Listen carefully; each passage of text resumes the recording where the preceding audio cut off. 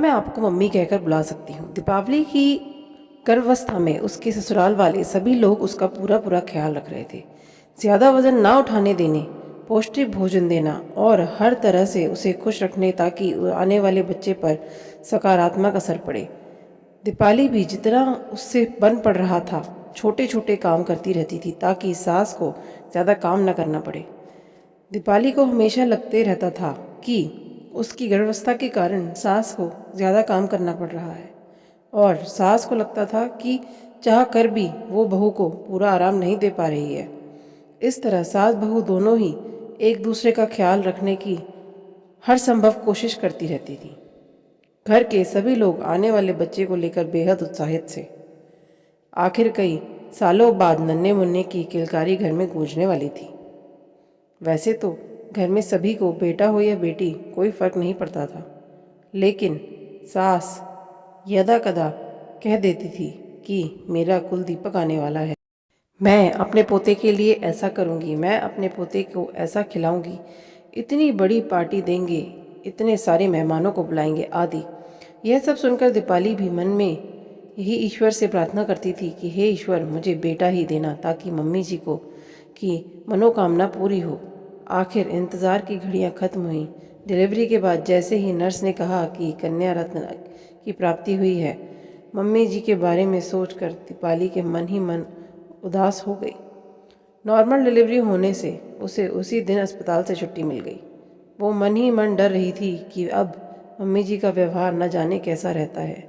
Mummy जी अब मुझसे अच्छे से बात करेंगी कि नहीं, बच्ची को अच्छे से खिलाएंगी कि नहीं, क्योंकि उन्हें तो अपने कुलदीपक यानी पोते की आशा थी।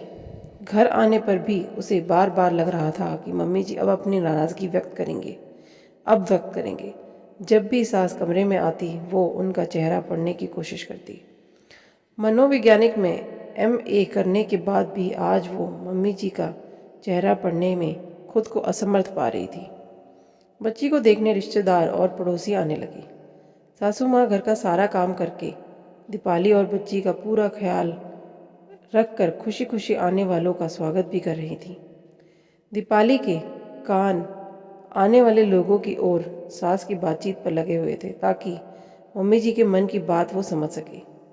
शर्मा आंटी कह रही थी, देख, तुझे तो पोता ही चाहिए था, लेकिन हुई तो पोती, इसलिए ज़्यादा लाड़ मत लड़ाना। गोंद के लड्डू में भी थोड़ा कम मेवा चल जाएगा।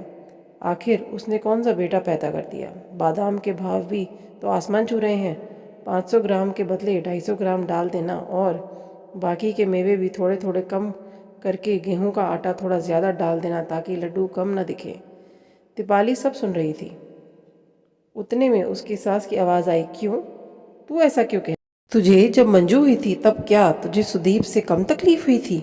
ऐसा थोड़ी होता है, चाहे बेटा हो या बेटी, तकलीफ तो दोनों समय एक सी ही होती है। शर्मा आंटी ने कहा। सास की आवाज़ आई, जब दोनों समय तकलीफ एक जैसी ही होती है तो बेटी होने पर लड्डू में मेवा कम क्यों डाला जाए? वैसे तूने तो विज्ञान की पढ़ाई की है ना, तुझे तो अच्छे से पता होगा कि बेटा या बेटी होना पुरुष के शुक्राणुओं पर निर्भर होता है।